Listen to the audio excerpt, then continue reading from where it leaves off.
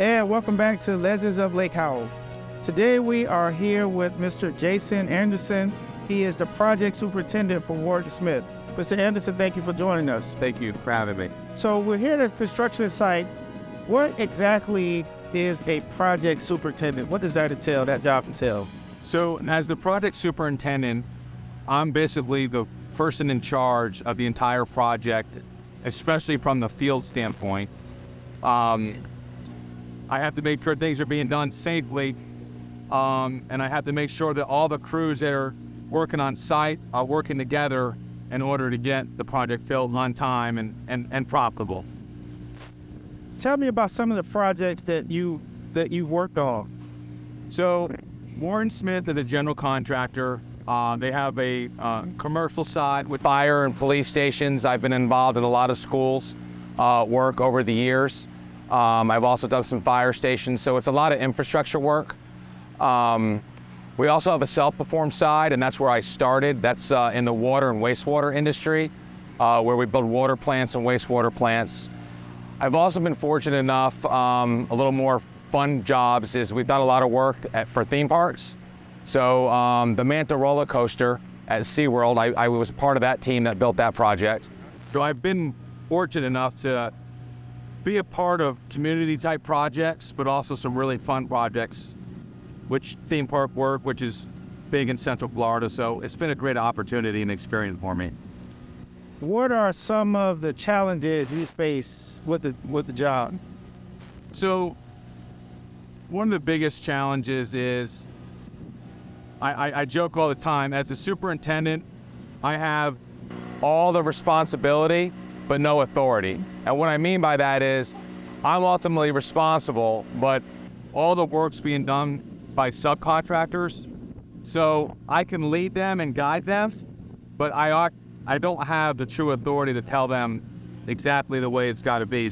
So many different organizations working together, there has to be some type of planning or setup with this.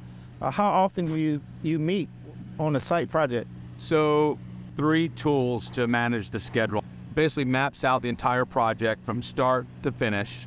You plug in all the activities and it kind of gives you the durations and stuff.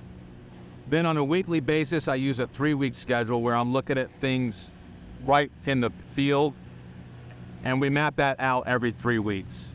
And then you've been to some of our owners' meetings that we had, and you see the boards that we put in our job site office. Yeah. And we basically use Post-it notes on a board that maps out several weeks, and we really try to drill down how the crews are working together and through the building.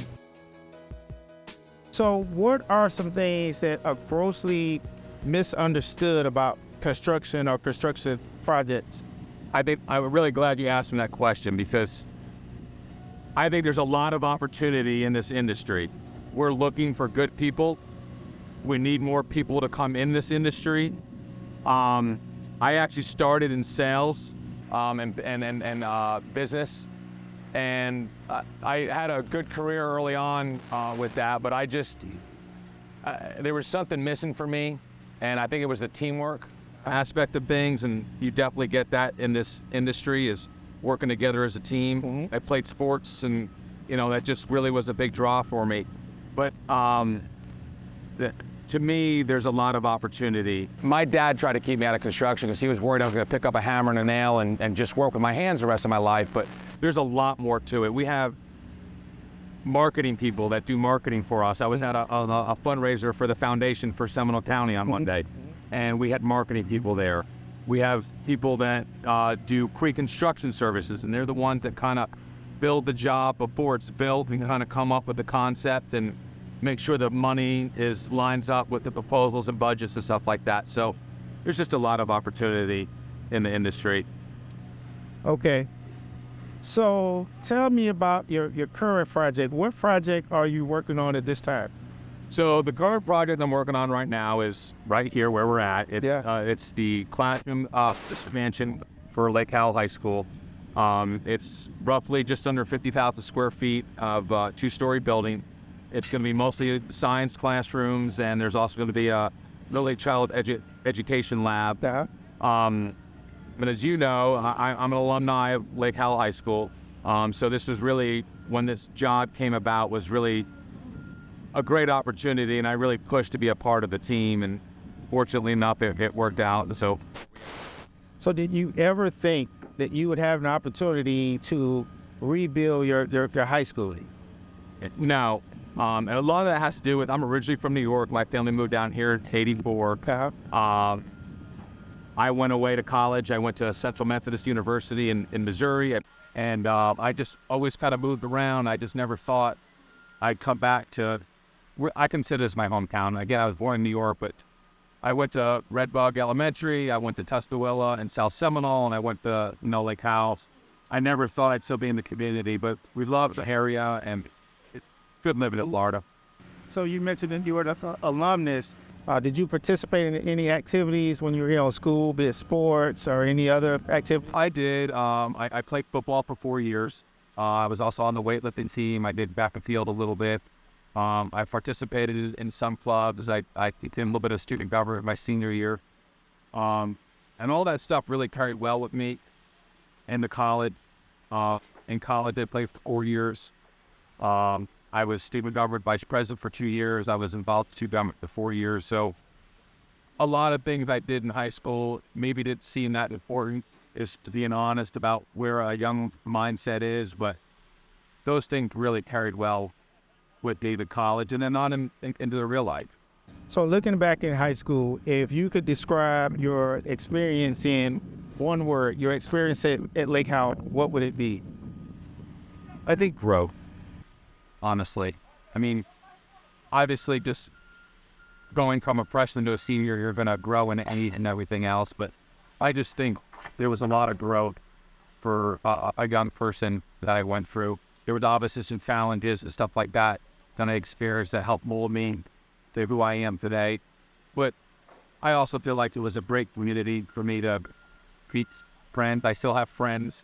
I never, sometimes you deal with the places up high school, and I actually speak to about 25 to 30 people on a somewhat regular basis that I went to high school with.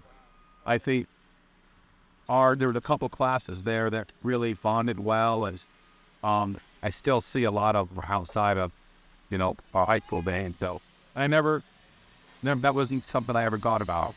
So you mentioned growth as your word. If you could go back in time and see Jason Anderson somewhere in 9th grade, 10th grade, or 11th grade, even 12th grade, what type of advice, what advice would you give? I think for myself, firstly, I would have pushed myself a little harder academically.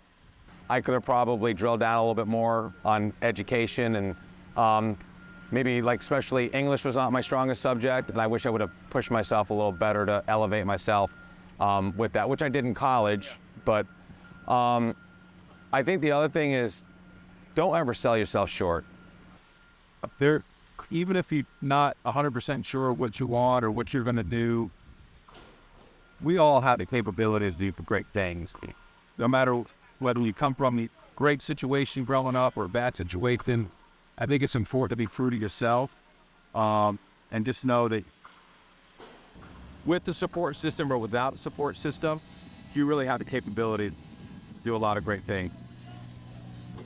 Did you have a favorite teacher when you were here, or it could have been a coach? Is there anyone who inspired you? I think I have a few, but I think the one that sticks out with me is Coach Mike Bashilia. And I, for a couple of reasons, I think some of it I also have been in touch with him to sit, it's been a few years since I've talked to him, but I did get an opportunity to talk to him during college and after college. I think he taught me some life lessons. And then I think the other thing that I really appreciate that had an impact on me, I was fortunate enough to play college football. And it was just at a smaller Division II school, but Coach did a great job of making highlight tapes and really selling his players. And I had letters coming in constantly, and I didn't have to do that. He set that table for me. Obviously, we had to do the work to apply and do all that stuff, but that was a great opportunity for me, and I can see him today and shake his hand and tell him thank you. But you may get that opportunity. He's often here at football games on Friday night. He's on the sideline, but he's an artist now, so sometimes he visits our art teacher's class and show his work. So he's often here. So you may get that opportunity. You mentioned that this was your current project. Will we have an opportunity, or can you just give us a walkthrough through your current project? 100%. I would think it'd be a great opportunity to do so, and there's a lot going on. Okay. And it'll be a good opportunity to see what we're doing out there. Okay. All right. All right. So we're on the east side of the job site now. This is the side that's going to be facing the parking. So this is the east wall.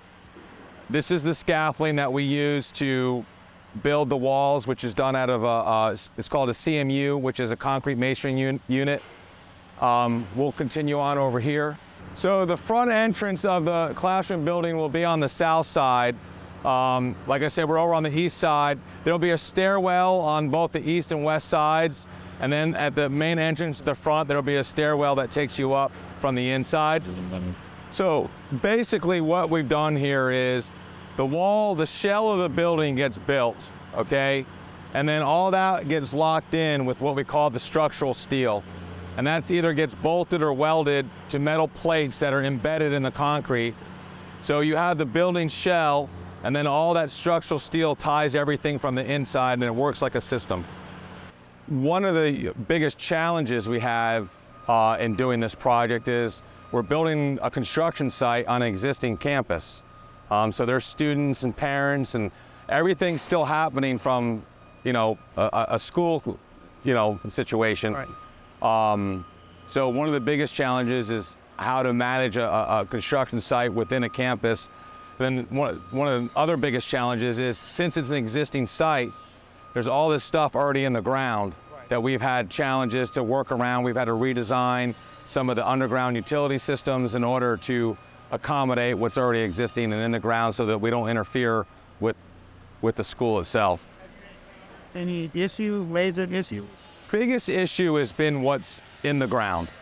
So we had to basically take the storm system, which takes the rainwater from the site, rainwater from the roof, collects it, and then sends it to the existing storm system and out to the pond that's on the north side of the campus.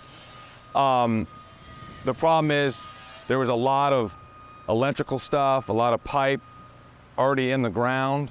So we basically had to redesign and lower everything to kind of go underneath all that. So that made for a challenging install when we had to do that. So like I mentioned outside, you can see the shell of the building. And then all this gray steel in here is the structural steel. One of the neat things that we were able to do, which I think was a great opportunity, was the beam signing. Right, yeah.